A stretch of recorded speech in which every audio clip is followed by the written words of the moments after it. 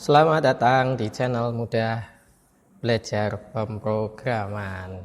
Baik, pada pembahasan kali ini topik kita adalah struktur kontrol ya.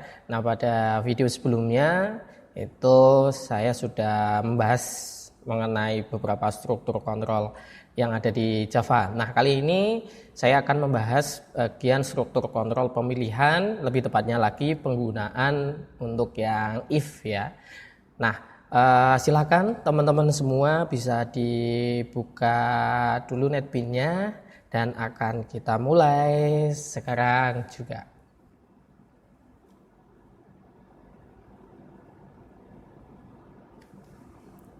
Pertama, silakan seperti biasa kita bikin project ya, karena di yang sebelumnya kita sudah masuk operator ya. Nah, sekarang untuk struktur kontrol kita bikin project baru saja, struktur kontrol. Oke. Nah, untuk yang main kelasnya nggak perlu ya. Tadi seharusnya nggak usah saya centang, nggak apa-apa sih sebenarnya ya.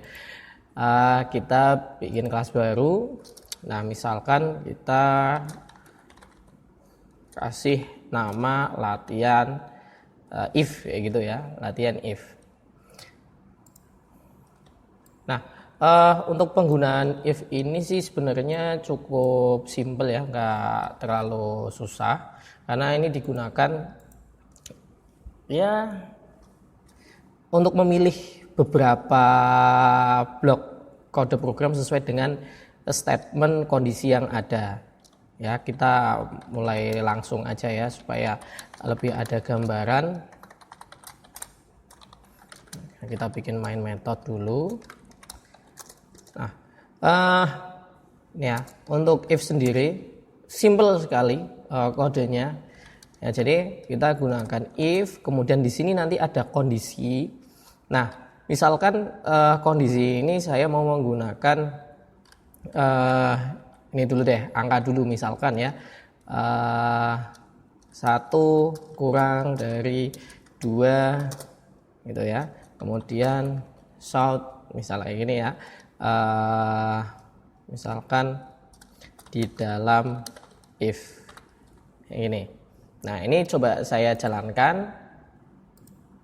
Nah, di sini nanti akan muncul di dalam if. Nah, di sini akan membaca sebuah kondisi. Jadi untuk struktur kodenya cukup sederhana. Jadi if kemudian dikasih kurung ini ya. Nah, di dalam kurung ini merupakan sebuah statement kondisi yang akan divalidasi nantinya, yang menghasilkan tentunya nilai boolean ya. Kalau nggak true ya false. Nah, di mana ketika nanti kondisinya true ya, divalidasi, dicek kondisinya true, berarti di dalam if ini dijalankan.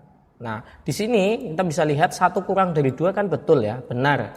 Maka ketika di sini benar, true, ini akan dieksekusi. Misalkan ini saya ubah satunya jadi 3. Ya, 3 kurang dari 2. Misalnya kayak gitu ya. Nah, ini saya run. Nah, dia nggak muncul apa-apa. Ya, dia nggak dikerjakan ini baris 7 ini. Kenapa? Karena kondisinya di sini false. Ya, jadi cukup sederhana ya, nggak terlalu susah. Nah, kemudian yang perlu teman-teman semua perhatikan di sini ya, kita bisa menggunakan beberapa jenis operator di sini ya, bisa pakai operator logika, kemudian nanti bisa pakai operator pembanding ya, untuk menghasilkan nilai boolean atau bisa variabel boolean itu sendiri. Contoh misalkan boolean apa ya? Misalkan nih, misalkan boolean cantik, weh, kayak gitu ya. Cantik apa enggak? Oke, misalkan nih, nah di sini, nih, misalkan gini. Nah, berarti misalkan namanya siapa yang cantik? Itu, misalkan namanya Ana, misalnya kayak gitu. Nah, ini saya run. Nah, di sini, nah cantik ini kan true ya. Maka ketika dia true, dia akan mengerjakan untuk yang anak ini. Ya, cukup mudah ya, begitu susah. Nah, jadi if itu modelnya adalah kodenya ya udah kayak gini aja strukturnya. Ini blok kode if. Misalkan di bawah nanti di sini ada yang dikerjakan lagi. Misalkan ini di bawah if jalankan, ya dia akan muncul yang ini ya. Kalau boolean cantiknya misalkan false, ya saya run, anaknya nggak muncul karena di sini kondisinya false. Ya cukup sederhana ya. Nah kemudian misalkan saya mau cetak lagi di sini, if lagi, kayak gini ya. Nah ini berarti nanti sudah blok kode yang berbeda ya. Ini if punyanya dia sendiri, ini juga punyanya si ini sendiri. Misalkan nih ya. Ini cantik. Nah ini saya mau pakai negasi. Misalnya kayak gini ya. Mau pakai negasi di sini nih ya. Jadi ini tuh lawan dari nilai yang ada di sini. Misalkan cantik di sini false berarti ini true. Misalkan siapa? Maaf ya ini sembarang aja namanya ya. Misalkan Mikaela, nah itu ya, misalkan. Nah ini coba nih ya kondisinya false, saya jalankan run. Nah yang dikerjakan si Mikaela ini, si Ananda, ini saya ganti true, ya, saya run, yang dijalankan si Ana. Nah misalkan kayak gini ya, ini untuk tipe boolean.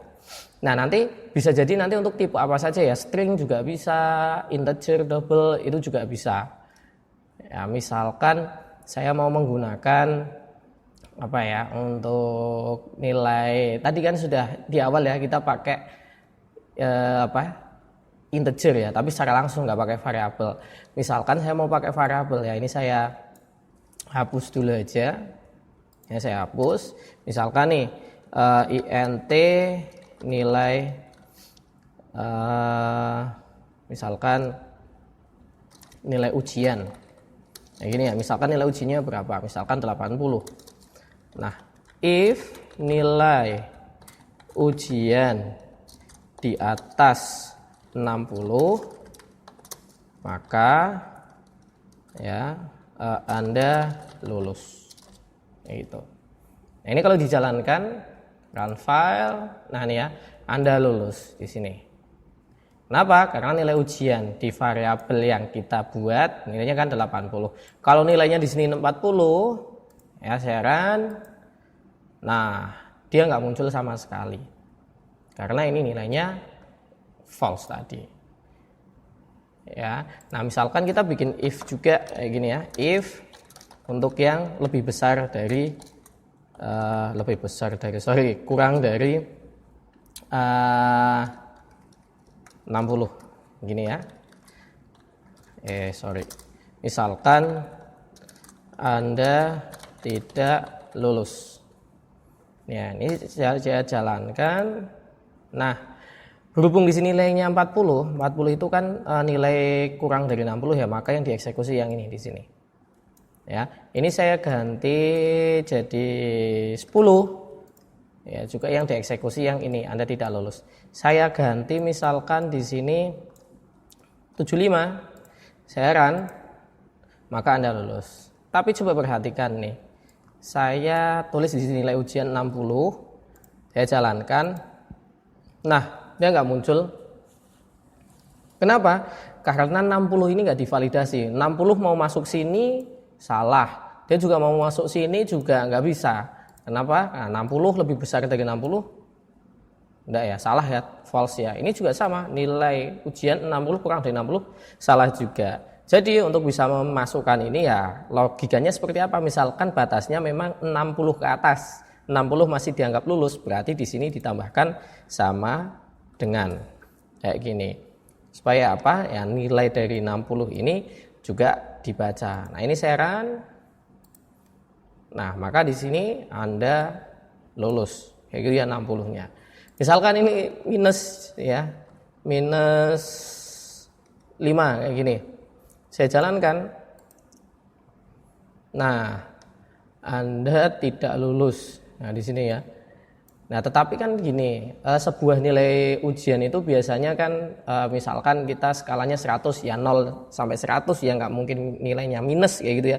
Kejem amat ngasih nilai kayak gitu ya minus sampai minus kayak gitu. Nah, itu kita juga bisa memberikan sebuah validasi. Jadi dianggap nggak apa ya istilahnya ya, nilai di bawahnya 0 itu nggak ada, jadi harus divalidasi. Ya, kadang-kala kita butuh validasi seperti itu. Nah, gimana caranya? Oke, kita lihat minus 5 itu kan di bawahnya ini ya, berarti kondisinya true ini ya, Anda tidak lulus ini ya. Nah, kita bisa tambahkan kondisi lagi. Nah, ini kita ada beberapa kondisi digabungkan dengan operator logika. Kita pakai tabel kebenaran. Misalkan sini ya, pakai dan kayak gini. Misalkan nilai ujian lebih besar sama dengan 0. Nah, teman-teman semua lihat nih di sini ya. Ini yang saya blok nih ya. Ini merupakan statement pertama, ini statement kedua. Kemudian ini validasi pakai operator logika. Jadi di sini statement pertama ini kondisinya apa? Nantinya yang kedua di sini juga kondisinya apa? Sesuai atau tidak? Nah, kita coba nih. Misalkan minus 5, saya jalankan syarat. Nah, maka ini nggak muncul ya, Anda tidak lulusnya tidak muncul. Kalau ini saya kasih 0 syarat, nah dia muncul ya. Jadi yang bagian ini akan muncul ketika nilainya di antara 0 sampai 59 ya, 0 sampai 59 kayak gitu ya. Jadi benar-benar kita validasi sampai nilai yang nolnya ini. Sekali lagi, misalkan ini minus 100 pun dia nggak akan muncul, ya, karena di sini sudah divalidasi dengan adanya yang kedua ini. Nah, kita bisa baca nih minus 100, nilai ujian kurang dari 60, minus 100 kurang dari 60 betul, yang ini true, kondisinya true, yang sebelah kiri ini true. Nah, cuman kita validasi lagi di sebelah kanan, nilai ujian lebih besar sama dengan 0. Nah, minus 100 lebih besar sama dengan 0? Tidak, minus 100 itu kurang dari sama dengan 0, baru iya. Nah, ini true, kemudian ini false. Ingat di operator logika kemarin, kalau pakai operator AND berarti semuanya harus true, baru nanti dia akan menghasilkan nilai kembalian true juga. Nah, berhubung di sininya true, yang sini false, maka ya jadinya semuanya false untuk bagian ini ya. Ya, untuk memvalidasi if-nya false. Kayak gitu. Jadi minus 100 ya tidak dicetak bagian ini. Nah, misalkan yang ini yang atas gantian. Misalkan nilai tadi kan base-nya 0 sampai 100 ya. Ini kalau kita input 500 jalankan ya, dia akan muncul. Padahal kan harus divalidasi sampai 100 saja. Gimana caranya? Ayo teman-teman. Betul. Jadi sama dengan halnya yang bagian kedua ini. Kita tinggal tambahkan aja statement berikutnya supaya bisa divalidasi lagi ya. Jadi untuk memvalidasi yang kedua, nilai ujian nah kurang dari sama dengan 100. Nah, baru kalau kayak gini kita jalankan, Anda lulusnya ini nggak bakalan muncul. Oke. Gitu ya. Jadi nanti di dalam if ini tidak hanya satu statement saja, bisa jadi nanti banyak, kemudian kita pakai operator logika. Ya, kita pakai operator logika ini untuk membandingkan antar statement. Yang jelas yang perlu diketahui adalah untuk masing-masing statement ini harus menghasilkan nilai boolean. Kalau nggak true ya false. Pakai apa? Bisa pakai tadi yang boolean langsung tipe data boolean, atau pakai operator pembanding, atau pakai operator logika. Jadi kayak gitu ya teman-teman semua ya. Nah ini ya. Jadi modelnya kurang lebihnya seperti ini. Kalau kita menggunakan if saja. Nah, sebenarnya ada cara yang lainnya lagi sih ya, penggunaan yang if else kayak gitu. Nah, misalkan nih di sini saya mau menggunakan if else nih. Ini saya komentar aja ya. Saya kasih komentar. Kemudian misal nih if nilai ujian misalkan berapa ya? Lebih besar dari sama dengan 60 kayak gini ya.